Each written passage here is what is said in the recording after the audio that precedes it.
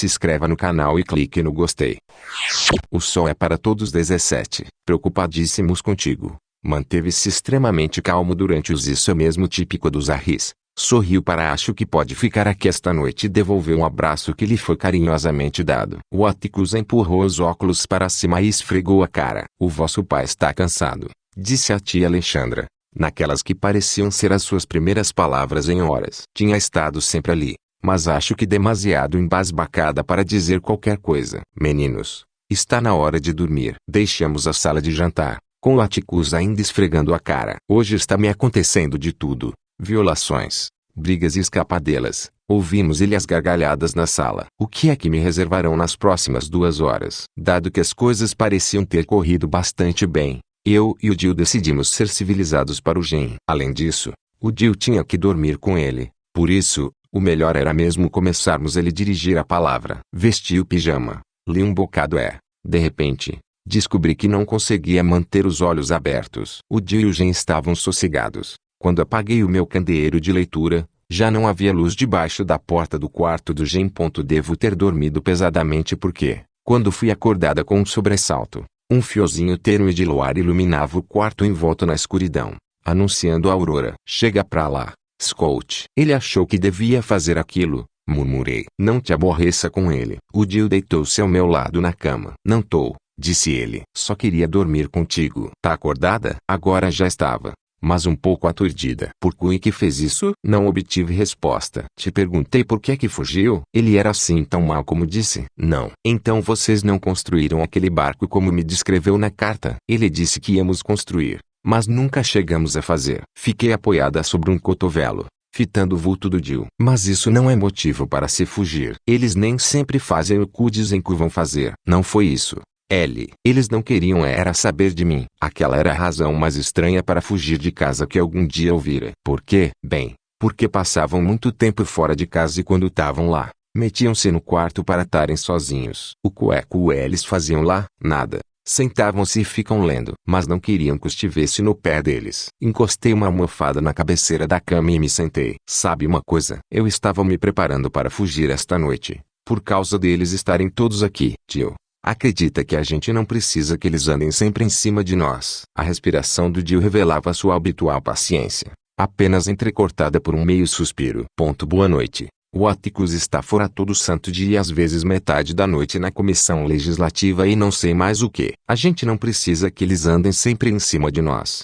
Tio, você não conseguiria fazer nada se estivessem sempre em cima de ti. Não é isso. Enquanto o Jill explicava, pus-me a pensar como seria a vida se o Gen fosse diferente. Mesmo diferente do que era agora. O que é que eu faria se o Atticus não sentisse a necessidade da minha presença, ajuda e conselhos? Na verdade, ele não podia passar um único dia sem mim. Até a calpurnia não se dava bem se eu não estivesse por perto. Eles precisavam de mim. Tio, você não me está contando bem as coisas. Os teus pais não podiam passar sem ti. Verdade é que eles devem ser mesmo maus para ti. Eu te digo o que fazer quando isso acontecer. A voz do Jill continuou firmemente na escuridão. O que se passa o que estou tentando dizer eles passam melhor sem mim. Não posso ajudá-los em nada e não há nada a fazer sobre isso. Eles não são maus. Compram-me tudo o que eu quero, mas depois é agora que o Tem vai brincar com ele. Tem o quarto atafulhado de coisas. Lhe dei aquele livro, agora tem de ler. O Jill tentou fazer voz grossa. Você não é um rapaz. Os rapazes andam por aí jogando beisebol com outros rapazes. Não ficam em casa incomodando os pais. A voz do Jill voltou ao normal. Eles não são maus. Dão-me beijos e abraços de boa noite, bom dia e adeus e até me dizem que gostam de mim. Scout, vamos arranjar um bebê. Onde? Havia um homem de quem o Jill tinha ouvido falar que ia de barco até uma ilha envolta em nevoeiro onde estavam todos os bebês, e depois podia se encomendar um. Isso é mentira. A tia diz que Deus os deixa cair pela chaminé. Pelo menos, é o que eu acho que ela disse. A linguagem da tia não tinha sido muito explícita. Ora, não é bem assim. As pessoas fazem bebês umas nas outras. Mas há um homem que ele tem um monte de bebês à espera de serem acordados e depois dá-lhes um sopro de vida. O Jill se desligou de novo. Na sua mente sonhadora, flutuavam coisas belas. Ele conseguia ler 2 livros enquanto eu lia um, mas preferia a magia das suas próprias invenções. Era capaz de somar e subtrair mais rápido que um relâmpago, mas preferia o seu mundo de uma outra dimensão. Um mundo onde os bebês dormiam, à espera de serem colhidos como os lírios da manhã. Falava lentamente consigo próprio para adormecer ao mesmo tempo, eu ia me deixando levar com ele. Mas do sossego da sua ilha envolta em nevoeiro, emergia agora uma imagem tênue de uma casa cinzenta com portas castanhas e tristes. Jill, por que é que acha que o Bo Hadley nunca fugiu? O Jill soltou um longo suspiro e virou as costas para mim. Talvez porque não tenha nenhum local para onde fugir. 15 após muitos telefonemas, pedidos em defesa do réu e uma longa carta de perdão da sua mãe, ficou decidido que o Jill poderia ficar. Tivemos juntos uma semana de paz. Uma paz que, no entanto, viria a ser fugaz. O pesadelo estava prestes a se abater sobre nós. Tudo começou numa noite depois de jantar. O Jill já tinha terminado. A tia Alexandra estava sentada num canto na sua cadeira, enquanto Atticus estava sentado na dele. Eu e Jen estávamos no chão lendo. Tinha sido uma semana bem tranquila. Eu tinha obedecido a titia. Jen tinha se cansado da sua casa na árvore, mas tinha me ajudado, a mim e ao Jill, a construir uma escada de corda nova para a casa da árvore. Jill tinha congeminado um plano à prova de bala para tirar o Bo Hadley de casa sem que tivéssemos de sofrer as consequências. Sugerira fazer um trilho com gotas de limão desde a porta dos fundos até ao pátio para que ele a seguisse tal e qual uma formiga. De repente, bateram na porta da frente. O Jen abriu e disse que era o Sr. Equitate. Bem, diga-lhe para entrar, disse Atticus. Já disse. Tem alguns homens no pátio lhe pedindo para vir aqui fora. Em Mycomb só havia duas razões para que homens adultos ficassem no pátio da frente: morte ou política. Perguntei-me quem teria morrido. Eu e o Jen nos dirigimos para a porta da frente, mas o Atticus ordenou: voltem para dentro de casa. O Jen apagou as luzes da sala e colou o nariz na rede de uma das janelas. A tia Alexandra não tardou em protestar. Oh tia, é só por um pouquinho. Só para ver quem é, disse ele. Eu e o Jill fomos para outra janela. Havia uma multidão de homens em volta do Atticus. Parecia que estavam todos falando ao mesmo tempo. Levá-lo amanhã para a prisão municipal, dizia o senhor. Tate, não quero problemas, mas não posso garantir que não haja. Não seja tonto, disse o Atticus. Isto é Mycomb.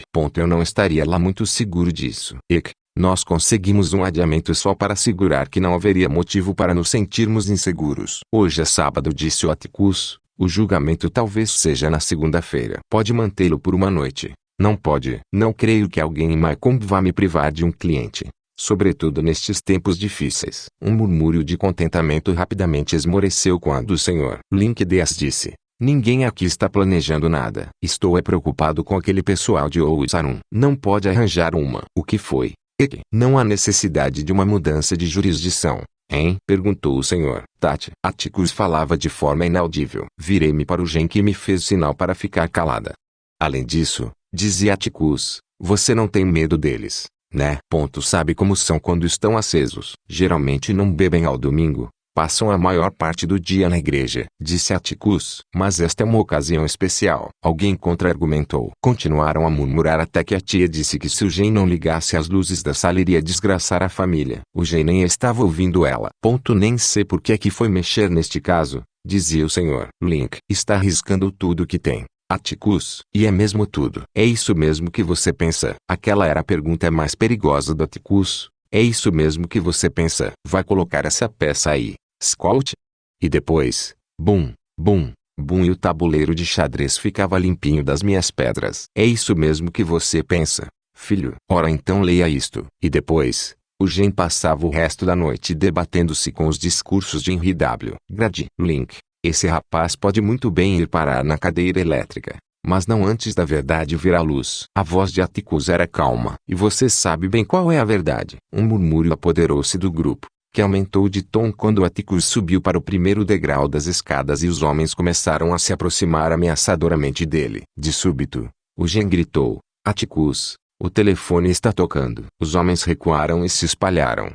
Havia entre eles pessoas que víamos todos os dias, comerciantes, agricultores locais. Entre eles estavam o Dr. Reynolds e o Sr. Avery. Então atende, filho, respondeu Atticus. Riram muito e acabaram por se separar. Quando Atticus ligou a luz da sala, viu o Jen na janela, muito pálido à exceção da marca da rede no nariz. Por que raio estavam com as luzes apagadas? Perguntou. O Jen ficou observando enquanto se dirigia para sua cadeira e pegava o jornal. Por vezes penso que o Atticus sujeitava todas as crises da sua vida a uma avaliação tranquila atrás do T-Mobile Register.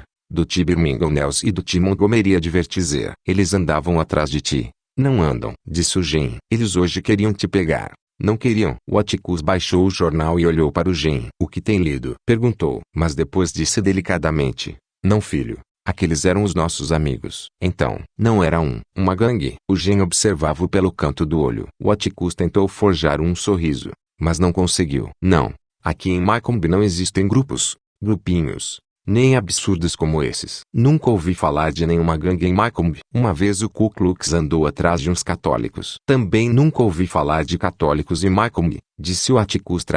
Está confundindo com outra coisa qualquer. Há muito tempo atrás, por volta de 1920, houve um clã qualquer, mas era acima de tudo uma organização política. Além disso, nem sequer conseguiam encontrar ninguém para assustar. Uma noite apareceram na porta do Sr. Son Levi, mas o Son limitou-se a ficar na varanda dizendo que tinha sido ele próprio que vendeu os lençóis que todos traziam em cima das costas. O Son envergonhou-os de tal forma que acabaram todos por ir embora com o rabinho entre as pernas. A família Levi era aquilo a que se podia chamar de boa gente. Faziam o melhor que podiam com o que tinham e viviam há 5 gerações no mesmo pedaço de terra. O clã foi embora, afirmou o Atticus, e nunca mais voltará. Fui levar o Jill em casa e cheguei a tempo de ouvir o Atticus dizer à tia, a favor da emancipação feminina sulista como qualquer pessoa, mas não de preservar qualquer suposta ficção civilizada à custa de vidas humanas. Uma declaração que me fez suspeitar de que tinham estado discutindo outra vez. Procurei o Gen e encontrei ele no meu quarto,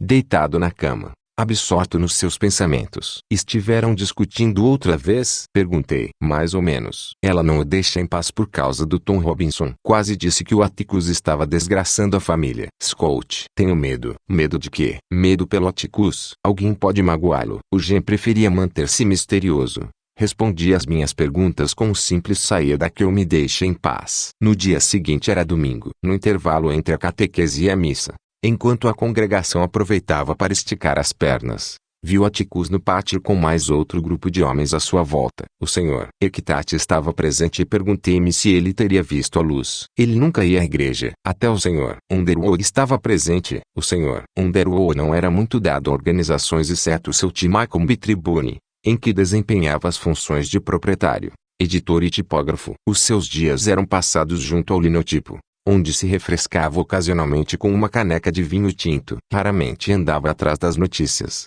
já que eram as próprias pessoas que levavam as notícias até ele. Dizia-se que cada edição do T. Mycomb Tribune saía da sua própria cabeça e que depois a passava diretamente para o linotipo. Algo perfeitamente provável. Alguma coisa devia ter acontecido para fazer com que o Sr. Underwood saísse da sua toca. Cruzei-me com o Atticus na entrada da porta e ele disse que tinham levado o Tom Robinson para a prisão de Mycomb. Disse também, mais para ele próprio do que para mim, que não teria havido tanta confusão se já o tivessem feito desde o início. Observei-o enquanto se sentava na terceira fila, contando da frente, e ouvi-o cantarolando mais perto de ti. Meu Deus, algumas notas abaixo de nós. Ele nunca se sentava junto de mim, do Gen e da tia. Ele gostava de ficar sozinho na igreja. Aquela falsa paz que prevalecia aos domingos era ainda mais irritante devido à presença da tia Alexandra. Depois do almoço, o Atticus voava para o seu escritório. Às vezes, quando íamos ver como estava, encontrávamos ele lendo na sua cadeira giratória. A tia Alexandra se preparava para uma siesta das 2 horas e nos proibia de fazer barulho no quintal, pois a vizinhança também estava descansando. O Gen, na sua qualidade de mais velho, levava para o quarto uma pilha de revistas de esporte. Por isso eu e o Jill passávamos o domingo no Deers Pasture. Como era proibido usar armas aos domingos, eu e o Jill tínhamos de ficar jogando bola próximo do pasto, o que não era nada divertido. Depois, o Jill perguntou se eu queria ir dar uma espreitadela no Bull Hadley. Disse-lhe que não achava bom ir incomodá-lo e assim passei o resto da tarde contando ao Jill os acontecimentos do inverno passado. Confesso que ele ficou consideravelmente impressionado. Nos separamos antes do jantar após a refeição. Eu e o Gen nos preparávamos para mais um serão rotineiro quando o Atticus fez algo que nos interessou de sobremaneira. Entrou na sala de estar com uma extensão elétrica comprida e uma lâmpada na ponta. Vou sair por uns instantes, disse. Vocês já deverão estar na cama quando eu voltar, por isso até amanhã. Dito isto, colocou o chapéu e saiu pela porta dos fundos. Ele vai sair de carro, comentou Gen. O nosso pai tinha algumas peculiaridades. Ponto 1. Nunca comia sobremesa. Ponto 2. Gostava de caminhar. Desde que me lembro, houve sempre um Chevrolet impecavelmente preservado na garagem e o Atticus fazia muitos quilômetros com ele em visitas profissionais. Mas em Maycomb ele fazia a viagem entre o escritório e a nossa casa a pé, 4 vezes ao dia, num total de 3 quilômetros. Ele dizia que o único exercício físico que fazia era caminhar. Ora, se em Maycomb alguém fosse caminhar sem uma finalidade específica, seria perfeitamente legítimo pensar que essa pessoa era incapaz de estabelecer um objetivo mental específico. Mais tarde, disse boa noite à minha tia e ao meu irmão e estava concentrada no livro quando ouvi o Gen fazendo barulho no seu quarto. Os ruídos que ele fazia ao se deitar eram tão familiares para mim que eu bati na sua porta. Por que é que não está indo para a cama? Vou ao centro da cidade. Estava vestindo as calças. Mas por quê? São quase 10 da noite. Gen, ele sabia disso,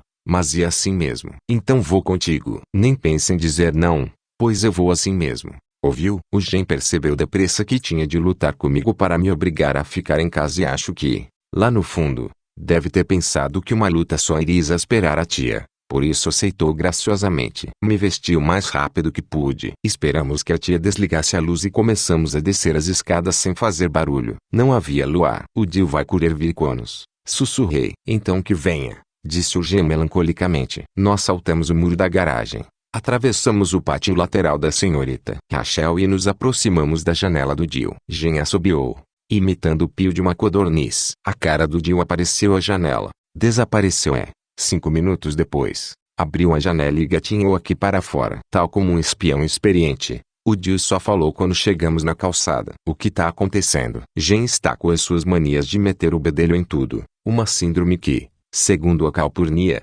atacava todos os rapazes nesta idade. Tem um pressentimento, disse o Gen só um pressentimento. Passamos pela casa vazia e fechada da senhora do Bose, na qual as camélias cresciam por entre as ervas daninhas. Havia mais 8 casas até a esquina dos Correios. O lado sul da praça estava deserto. Em cada esquina havia arbustos e cebes gigantes, por entre os quais reluziam grades de ferro sob a luz dos candeeiros da rua. Havia uma luz acesa no banheiro público. Fora isso, aquele lado do tribunal estava completamente às escuras. A praça do tribunal era, por sua vez, rodeada por um quarteirão maior, composto por lojas. Dentro delas reluziam, lá ao fundo, algumas luzes pálidas e trêmulas. Quando Atticus começou a exercer a advocacia, o seu gabinete era no tribunal, mas alguns anos depois mudou-se para as instalações mais calmas do edifício do Banco de Maycomb. Mal dobramos a esquina, vimos o carro estacionado em frente ao banco. Ele está lá dentro, disse o Gen, mas não estava. O seu gabinete ficava num corredor comprido. Olhando para ele,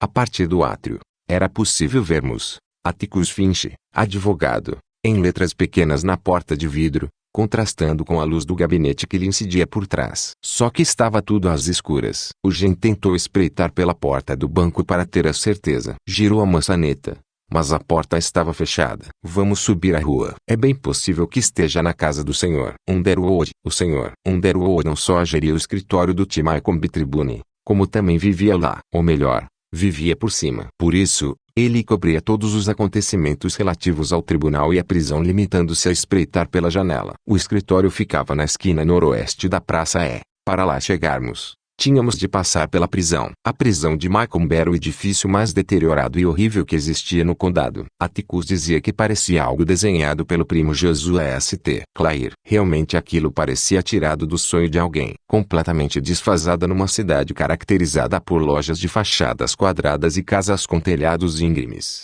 A prisão de Maycomb era uma anedota gótica em miniatura, com a largura de uma cela e a altura de 2. Com parapeitos pequeninos e arcos botantes. A noção de fantasia era ainda reforçada pela sua fachada de tijolos vermelhos e as grossas barras de ferro nas suas janelas eclesiásticas. Contrariamente ao esperado, longe de se erguer sobre um monte solitário, ficava entalada entre a Tyndall's Hardware Store e os escritórios do T. Maycomb Tribune. A cadeia era o único tema de conversa existente em Maycomb. Os que eram contra diziam que parecia um banheiro à moda vitoriana. Os que eram a favor diziam que dava à cidade um ar respeitável e sólido e que nenhum forasteiro iria suspeitar que estava cheia de pretos. Final da parte 17.